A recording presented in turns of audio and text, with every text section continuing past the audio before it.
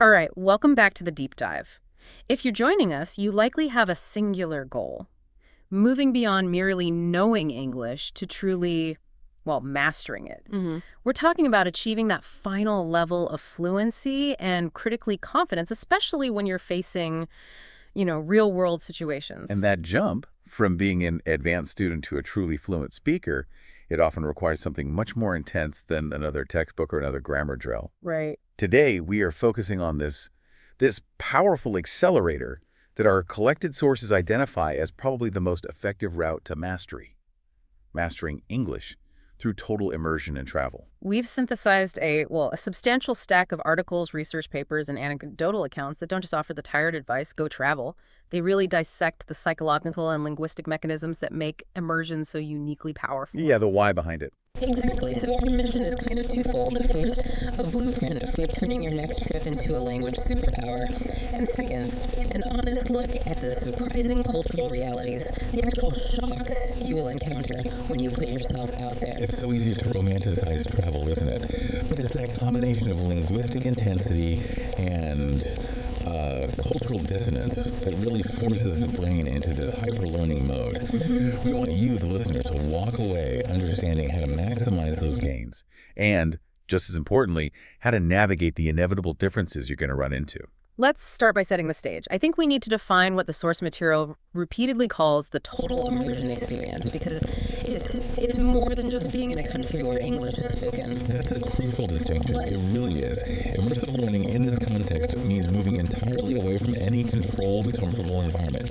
You are leaving the safety net of the classroom or the textbook. The sources highlight that when you travel for learning, you are, and this is a quote, quite literally thrown into the deep end. So what does that actually look like day to day? Is immersion just being around the language, or is it actively having no retreat option? It's the latter. Absolutely the latter. The power comes from the sheer volume and the lack of an easy out. There's no ability to just default back to your native language for complex, crucial tasks. Okay. I mean, imagine the difference. In a classroom, the teacher speaks slower, uses controlled vocabulary, and is there to help you. It's Right. sure, that's their job. But in a foreign country, the native speaker is talking at native speed, using native idioms, and their primary goal is just efficiency, not instruction. That makes so much sense. The learning shifts from being like an academic exercise to being a mechanism for survival and functionality. Exactly. You aren't studying a vocabulary list for a test anymore. You are learning those words because they are the immediate key to getting a bed, ordering vital sustenance, or finding the train station before it leaves. Precisely. And that profound necessity, it changes the quality of the learning entirely.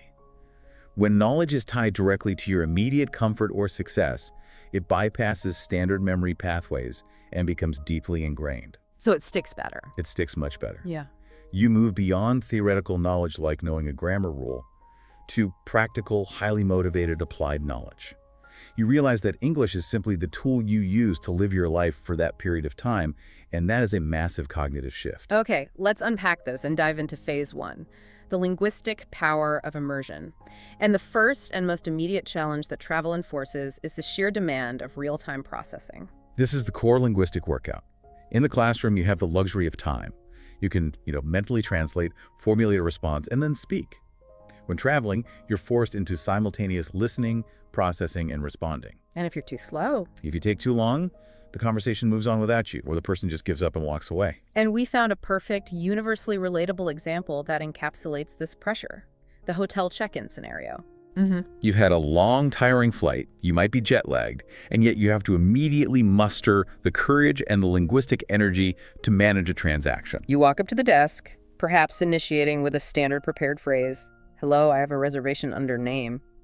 You feel good about that start. You got the first line out. You did. But the conversation rarely remains in the realm of your prepared script. The clerk is efficient and immediately comes back with the details delivered quickly and conversationally. "Yes, we have Mr. Smith, a deluxe room for 3 nights. Checking out Saturday, is that correct? Do you have your passport and confirmation email ready?"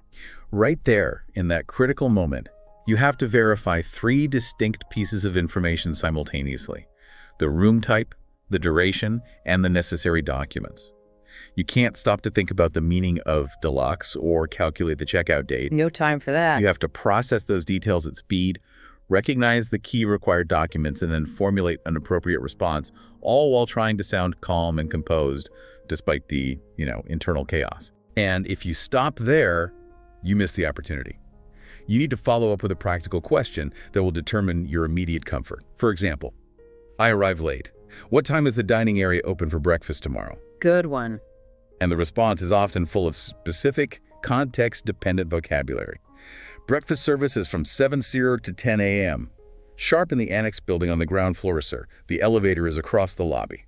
That short exchange has already stretched your language far beyond basic pleasantries. You've had to parse speech at native speed, often with an unfamiliar accent. Oh, the accent is a huge part of it. And you've used and understood vocabulary that is highly specific to the context. Words like annex building, ground floor, confirmation, or deluxe room. It's an intense, high-stakes exposure.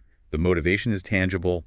Your comfort, your sleep, your next meal. And that immediacy ensures the knowledge sticks. It proves that you can function in English under pressure. Which leads us perfectly to the second linguistic game, vocabulary expansion through necessity. We know that rote memorization of word lists is, well, it's tough. Travel flips that on its head. It absolutely does. When words become functional tools, they gain meaning and they become sticky.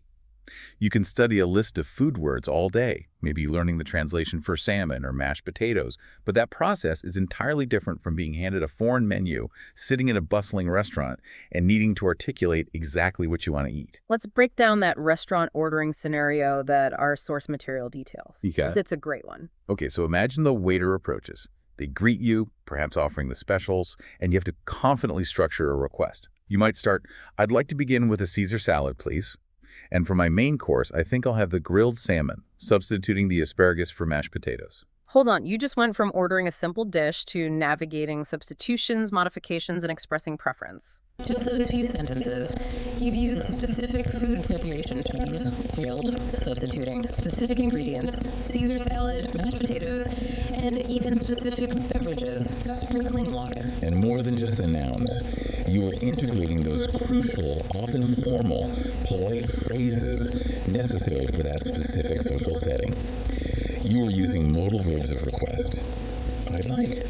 Could I have? I think. You're not just translating fish, you're successfully communicating intent. And managing a transaction politely and appropriately. And this is where the learning becomes memorable. You ordered the grilled salmon successfully, and it was delicious. That Positive association reinforces the vocabulary more strongly than 1,000 flashcards ever could. That's a great point. The word is now linked to a sensory real-world experience. Exactly. It transitions the words from being abstract dictionary entries into functional applied tools that solve real-world problems. The next time you see Caesar salad, your brain recalls the memory of ordering it in that particular restaurant, not just the definition. Okay, let's talk about a major challenge for advanced learners that immersion immediately tackles. Training the ear, so to speak, understanding diverse accents, because let's be honest, many of us develop comfort with one version of English, and then the rest of the world just sounds like gibberish. This is a huge frustrating hurdle. It really is. Advanced learners may feel highly proficient in the standardized American or general British accent they practice with in school. They step off the plane in Australia or encounter a thick regional English accent within the US, and suddenly they feel like a rank beginner again. That's gotta be demoralizing. It can be. And travel is the necessary, non-negotiable solution because it forces exposure to an incredible, authentic linguistic diversity.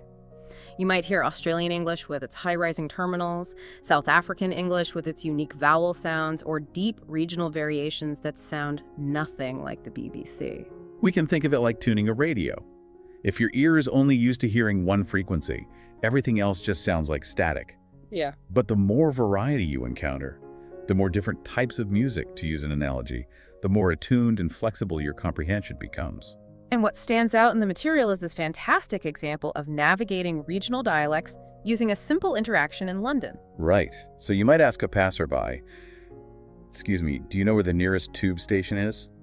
You're already showing advanced knowledge by using tube instead of subway. Good start. But it's a response that delivers the educational punch. And the response might be incredibly efficient using specific local slang, something like, "Aye, cheers, mate, just down the road, past the chippy." And here's the linguistic workout. First, you have to parse the regional pronunciation, I, for yes. Yeah. Second, the use of cheers, which in this context means thank you, not a toast. Right, not let's have a drink. Exactly. Third, mate, as an informal term of address common in the UK and Australia. And finally, understanding that chippy is the common term for a fish and chip shop. You are picking up on this incredible layer of slang, idiomatic expressions, and cultural nuances that are simply never present in a static textbook. But I have to ask, for the advanced learner who feels the sting of regression when faced with a new accent, isn't it intensely frustrating? Doesn't that frustration sometimes lead them to just retreat? That's a very fair point. Frustration is inevitable. It is. However, the sources suggest that immersion provides a counterbalancing force. Yeah. Necessity. The goal is to move past the temporary sting of not understanding and focus on the functional outcome. You still have to get where you're going. You still have to get to the tube, so you have to learn to cope. So the key takeaway is resilience then. You learn to accept imperfection. You learn that sometimes you just need to confirm the main idea and keep moving rather than demanding perfect comprehension of every single word. Absolutely. The goal is to build flexibility and robustness so that you can understand English as it is spoken across the world, not just in one polished, standardized version. And that acceptance of imperfection leads us directly to the final, and I'd say most important element of phase one, the confidence feedback loop. Confidence is everything. We've established that. You can know all the rules, but if you lack the courage to initiate or sustain a conversation, that linguistic knowledge is effectively sealed away. Travel forces Speaking. You cannot successfully travel while remaining silent. You can't. You cannot hide behind your phone's translation app for every single meaningful interaction. And every time you successfully navigate getting a cup of coffee, buying a ticket, or confirming a hotel detail, your confidence grows. It creates a self-reinforcing positive feedback loop. The more you speak, The more successful interactions you have, the more successful interactions you have, the more your anxiety, what linguists call the affective filter, drops. And when that filter drops, you become more willing to speak, starting the cycle all over again. The insight here is profound. Fluency is less about achieving perfect grammar and more about the immediate, sustained breakdown of that anxiety barrier. We found that sources frequently highlight visiting a tourist information center as a superb, if slightly terrifying, confidence booster. Let's walk through that. Why is this specific scenario so powerful? Because it forces initiation and synthesis. You walk in, you have to initiate the conversation. Hello, I'm looking for some recommendations for things to see and do in the city. I'm here for a few days. And you are met with a torrent of information. The expert there provides a stream of recommendations at native speed, maybe listing 3 or 4 options. We have a fantastic national museum. The Old Town District is quite charming, and I highly recommend the river cruise, weather permitting. Then they immediately follow up by probing your interests to customize the recommendations. Do you have any particular interests we should focus on, like history, nature, food, or adventure? So you've had to initiate, listen actively to a list, process multiple competing recommendations, and then articulate your specific preference. If you respond that you're interested in history, they might then provide granular operational details. The National Museum is open every day from 9:00 to 5:00, except for Tuesdays, but tickets must be purchased online to skip the queue. You've just managed a complex, multi-layered information exchange purely in English. The sense of accomplishment is huge. I can imagine. You realize, I can communicate effectively and manage my life in this language. And that realization that communication doesn't have to be perfect, as long as you convey the message and understand the key details, that is the breakthrough moment for moving from advanced learner to fluent speaker. It's the difference between knowing the rules of driving and successfully navigating rush hour traffic. You might stall the car a couple of times, but you still got where you needed to go. Exactly. Functional fluency over flawless precision. Okay, that brings us beautifully to phase 2, connecting language to culture. We spend all that time focusing on the words, but you cannot separate the language from the context in which it lives. And travel forces this essential marriage. That's the deeper layer of immersion, really. Language is not merely a set of structural rules. It's a direct reflection of the culture, history, and social priorities of the people who speak it. When you travel, you are simultaneously learning social etiquette, communication norms, and specific worldviews alongside your vocabulary. And the source material gives this simple, seemingly mundane example of this cultural learning. Small talk in an elevator, an interaction that takes 30 seconds but is packed with cultural data. It truly is. If you are in a culture where silence is the rule in shared public spaces, the exchange would be non-existent. Mm. But in certain English-speaking cultures, particularly the US, UK, and Australia, a simple interaction in a confined space is expected. It's a way of signaling friendliness. Someone might say, "Lovely weather today, isn't it? Much better than yesterday." And the conversation builds naturally from there. Yes, it is. I'm really enjoying exploring this. Oh, are you visiting from abroad? Yes, I'm from your country, here for a week. That's great. I hope you have a fantastic time. Enjoy the sunshine. Now, that's a simple script, but it teaches you two vital cultural lessons. First, that it is appropriate in this setting to initiate small talk with a stranger.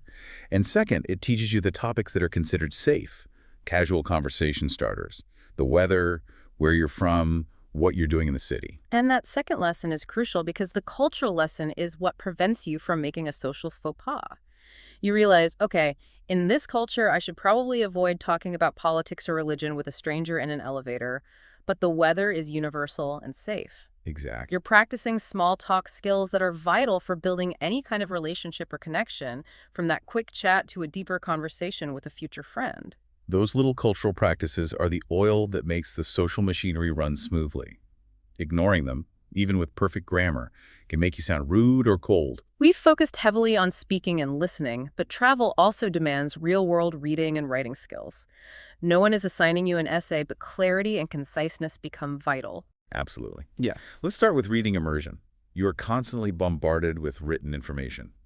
Reading street signs to navigate, deciphering maps, scanning menus to eat, reading museum plaques to learn. It's stuff you actually need. Right. This information isn't optional. You need to understand it to get around, make decisions, and function. Your reading comprehension is being tested not by a standardized test, but by reality itself. And practical writing comes into play too. You might not be writing long-form content, but you'll definitely write emails to book tours, maybe a postcard, or, as the source material gives us, the classic scenario, writing a note to housekeeping. A seemingly simple task, but one that demands specific, polite, and clear communication. Let's say you need extra towels or want the minibar restocked. You have to write a brief note that must be understood instantly by someone who may also be using English as a second language. So the note has a very specific purpose. It needs to be polite, concise, and clear. Something like, "Dear housekeeping team, I would greatly appreciate it if you could please provide 2 extra bath towels for room 412 today. Also, could the minibar please be restocked? Thank you for your service. Name, room 412. That is a fantastic way to practice your writing skills because it's a real-world scenario. It requires mastery of polite requests and a formal tone in a concise format. Yeah. And unlike an essay where you might worry about rhetorical flair, here you just need clear action to be taken. It's practical proof that your language skills work efficiently in a professional context. Exactly. Even those small writing tasks are incredibly helpful because they demand clarity under a functional constraint. Okay, let's wrap up phase 2 with the social aspect. Practicing English in low-pressure settings. Because sometimes the most relaxing conversations are with fellow travelers, not native locals. That's a great point. When you travel, especially if you use services like hostels, group tours, or shared public spaces, you meet people from literally all corners of the globe. And English instantly becomes the common language, the neutral ground. The sources use the example of a hostel common area or a shared dining table. You're having breakfast and someone from a different country sits down next to you. This is an invitation for practice. The conversation begins so casually. "Hi, where are you from?" "I'm from Brazil, enjoying my vacation. How about you?" "I'm from Germany. Is this your first time in the city?" "Yes, it is. I'm really enjoying the Old Town district so far." And you can transition naturally to joint plans from there. "Me too. I was thinking of checking out the night market later. Have you been?" "No, but that sounds great. Maybe we could explore it together." You've just made a new friend, potentially secured a travel buddy, and had 15 minutes of crucial, relaxed English practice, all without the pressure of being graded or trying to sound perfect. The low-pressure environment is so key. It allows your English to flow naturally, freeing you from that paralyzing fear of failure that often accompanies formal classroom work. It's the perfect environment to relax and let the language truly become part of you. So phase 1 and 2 show us that travel provides total immersion, it accelerates fluency, and it builds rock-solid confidence. But now we have to transition to the reality check. Okay. We have to discuss phase 3, navigating cultural shocks. This is where the learning curve hits a sheer wall. And the battlement sets in. We need to define cultural shock clearly for the listener because it's more than just noticing differences. Cultural shock is the profound realization that everyday life, Social expectations and basic logic differ dramatically around the globe. What is completely normal, logical, or expected in your culture can be confusing, illogical, or even offensive in another. It forces you to question your own cultural assumptions. Let's start with one of the most immediate and foundational human needs: food and eating habits. This is often where norms collide instantly, creating humor or just awkwardness. indeed. We can start with the simple mechanics of eating, utensils. In the Western world, we are deeply committed to the knife and fork. But if you travel to parts of India, the Middle East, or many African nations, eating with your hands is the traditional, preferred, and sometimes most intimate way of engaging with your food. And the sources shared that brilliant anecdote about the South Asian traveler who was genuinely shocked to see a Westerner cutting a slice of pizza with a knife and fork. I found that fascinating. It highlights the difference in approach, doesn't it? For the person who eats with their hands, using a knife and fork for pizza felt overly formal and unnecessary, detracting from the visceral experience. It shows how profoundly ingrained these basic habits are. We don't even think about why we pick up a fork. And then you move on to the truly unexpected food combinations that make you question everything you thought you knew about culinary taste. Take the simple concept of sweet and savory. Go to parts of Asia, specifically Japan or South Korea, and you might find pizza topped with corn, peas, or even a lattice of mayonnaise. Mayonnaise on pizza. Mayonnaise on pizza. Yeah. For someone from Italy, that could be seen as a culinary crime, but there it's a completely standard and delicious option. And the unexpected combinations can get even wilder. We saw the sources mention watermelon being eaten with cheese, often feta, in places like Greece and China, where the saltiness of the cheese plays against the sweetness of the fruit. It immediately illustrates how culturally conditioned our palates are. What sounds utterly disgusting to one person, a fruit and cheese combination, for example, is a beloved, refreshing staple elsewhere. Right. And let's not forget the classic American staple, peanut butter and jelly.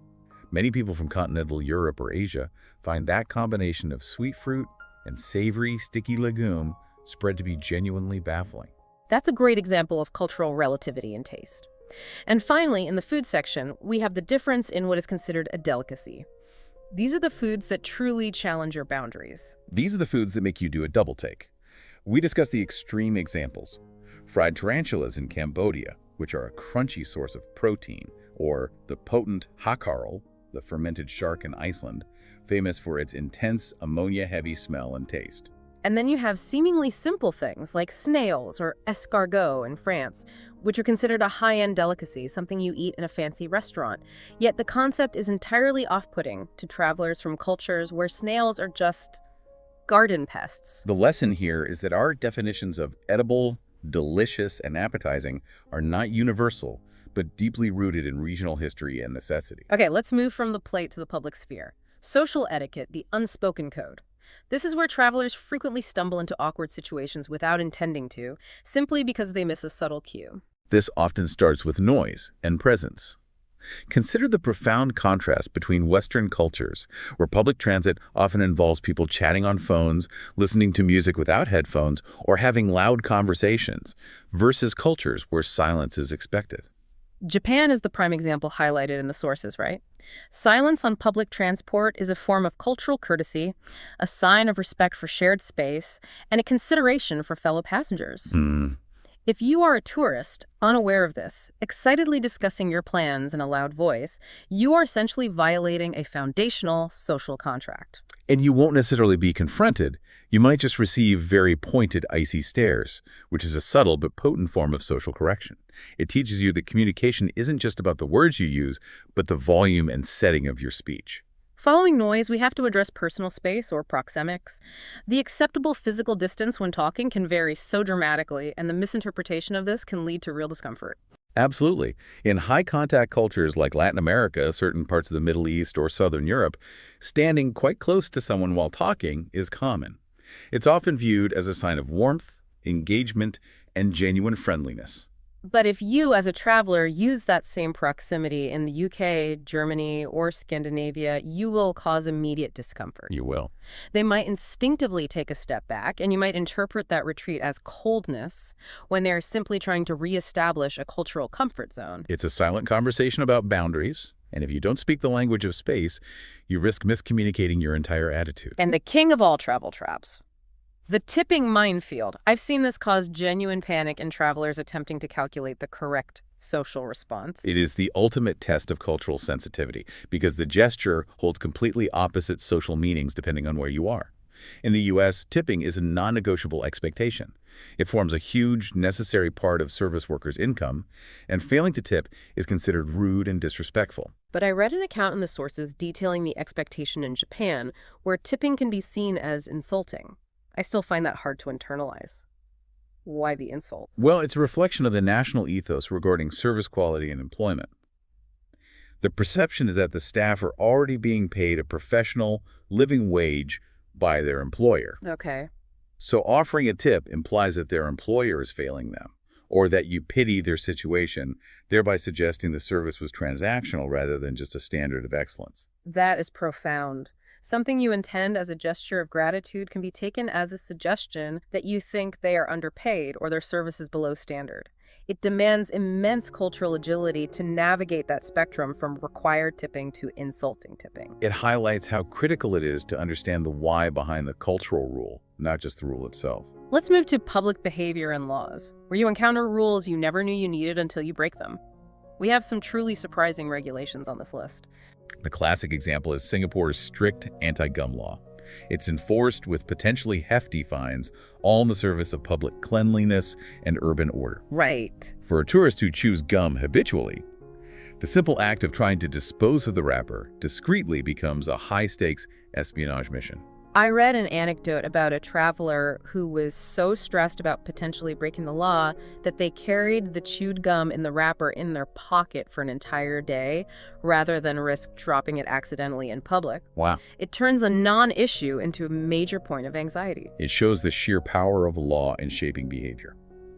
Then there is the striking difference in pedestrian conduct, which speaks volumes about the social contract. You look at a country like Germany, known for its emphasis on order, and you see strict adherence to traffic rules. People will wait patiently at a red light, even if there is absolutely no vehicle traffic in sight, because the rule is the rule. That adherence reflects a cultural commitment to order and shared responsibility. Compare that to regions where traffic lights might be interpreted more as suggestions, after a quick glance confirms no vehicles are immediately approaching. A suggestion. I like that. This difference in perception of rules, as absolute versus flexible, is a huge cultural learning moment for travelers. And let's talk about public displays of affection, or PDA. The acceptance level is a massive, often risky spectrum for the unaware traveler. Exactly. Holding hands, kissing, or hugging in public is completely normal and widely accepted in many parts of France or Italy. It's just part of daily life. But if you move to more conservative cultures in the Middle East or parts of Asia, those same actions could be widely frowned upon, draw severe social censure, or in some cases even be legally prohibited. Travelers must understand that what feels natural in their home country may be profoundly inappropriate or even culturally offensive elsewhere. It requires intense vigilance about the public space. And that vigilance extends to the most basic human needs, which often catch travelers off guard. Let's talk about toilet culture. A topic we usually avoid, but one that is absolutely central to the travel experience. A basic human need with wildly diverse approaches globally. The differences here are fundamental, starting with the design. The prevalence of squat toilets in large parts of Asia, Africa, and the Middle East requires significant physical adjustment for Western travelers who have only ever known the sitting toilet. And those who grew up using squat toilets often counter the Western perspective by arguing that sitting on a shared surface is actually less hygienic. That's the argument, yes. It's a great example of two different logical systems existing side by side, each viewing the other with confusion. Then you have hygiene tools. The widespread use of bidets and handheld toilet showers is completely standard in large parts of Europe, South America, and Asia. But the concept is still remarkably rare, almost exotic, in the US and the UK. Right. Travelers who haven't encountered them before are often amused or momentarily confused about their function. And the less glamorous but highly practical reality. The practice of paying a small fee to use a public restroom. This is common in parts of Europe like Germany or the Netherlands, where the fee funds the maintenance and cleanliness of the facility. It might seem like a minor annoyance, but it forces the traveler to consider how different societies organize and fund their public amenities. It's a quick lesson in resource management and public services. Let's shift gears now to work culture and time perception. This is especially crucial not just for leisure travelers, but for business travelers trying to manage schedules. The Spanish siesta is the iconic example of how work is intimately tied to social and biological life. Shops, businesses, and even museums often close for a few hours midday. This isn't just about avoiding the heat. It reflects a deep cultural prioritization of lunch, rest, and family time over nonstop commerce. It forces the traveler to adapt their schedule and priorities. If you try to run errands between 2:00 p.m. and 5:00 p.m., you will find yourself shut out. The schedule of the community dictates your actions, not the other way around. And then there is the massive divergence in punctuality. We have cultures that embrace highly structured, linear time. Think Germany, Switzerland, or Japan, where being even a few minutes late for a meeting, professional or social, is considered a significant transgression and extremely rude. Versus cultures where time is viewed as more flexible or cyclical, common in places like Brazil, India, or Mexico, where being 15 or 30 minutes late to a social gathering is often not a major issue, sometimes even expected to ensure the hosts are ready. Different cultures operate on entirely different internal clocks, and the traveler must learn to read the room. If you arrive 15 minutes early in a flexible time culture, you might be interrupting private preparation. If you arrive 15 minutes late in a linear time culture, you have already damaged your credibility. And the final point in this section, the extreme difference in work-life balance reflects fundamental societal values. Consider the immense pressure and emphasis on long working hours, which is deeply ingrained in cultures like Japan, where professional dedication often overrides personal time. Contrast that with the prioritization of leisure, shorter work weeks, and generous vacation allowances found in Scandinavian countries. That difference is a mirror reflecting fundamental priorities regarding the role of work versus personal well-being. It informs how people interact, what they talk about, and what they value. And finally, let's inject a little bit of fun and superstition. How seemingly random beliefs influence behavior, architecture, and daily choices. This is where you see the fascinating, often illogical intersection of deep-seated belief and pragmatic daily life, starting with lucky and unlucky numbers. A powerful example is the number 4 in China. It's considered highly unlucky because its pronunciation, CSE, is similar to the word for death. This is not a minor superstition. It influences architecture, Which results in buildings, particularly high-rises or hotels, often skipping the 4th floor entirely, going straight from 3 to 5. The number is literally erased from public life due to this phonetic association. Similarly, in Italy, the number 17 is unlucky because its Roman numeral representation, text of way, can be rearranged to form the word vix, which in Latin means I have lived, often used as an epitaph, thus implying death. And of course, the widespread Western belief around the number 13. We have everything from triskaidekaphobia, the fear of the number 13, to buildings skipping the 13th floor, just like the number 4 in China. These associations, while completely random to an outsider, influence real-world design and behavior. And then there are the ritualistic beliefs that we often inherit without thinking. The classic Western superstitions, like the one that breaking a mirror brings 7 years of bad luck, or the need to immediately knock on wood after expressing good fortune to prevent fate from intervening. People from cultures that do not share those specific, precise rituals often find them highly amusing or baffling. They might wonder, why exactly 7 years? And why is a wooden surface the only thing that works? It just shows how deep those ingrained cultural behaviors run, even the ones we perform almost without conscious thought. We've covered a remarkable journey today. We started with the intense linguistic demands of ordering grilled salmon and navigating substitutions, moved through the necessity of adjusting your ear to a thick Scottish accent, and concluded with the baffling reality of mandatory silence on a Japanese train and paying to use a public restroom. And the synthesis for you, the advanced learner, is undeniable. Travel offers total immersion, accelerating fluency by forcing real-world high-stakes use. It provides essential exposure to diverse accents. But most importantly, it is the absolute best way to build functional, resilient confidence. So for you, the learner, the encouragement is simple, but essential. Be intentional about your travel. Treat every single interaction, the confusing conversation with the taxi driver, the note to housekeeping, the moment you realize you must wait silently for a red light, as a targeted advanced learning opportunity. Put yourself out there. Embrace the certainty that you will make mistakes and be misunderstood. Those moments of friction are exactly where real language acquisition happens. Embrace the challenge of understanding a new accent, and above all, have fun with the profound cultural discoveries. That is how real sustainable progress is made. And here's where it gets really interesting. We've analyzed these cultural surprises, the siesta, the expectation of Japanese quiet, the concept of paying for a toilet, the fear of the number 4. Now think about an everyday habit or belief from your own culture. Yes, think of something you do without thinking.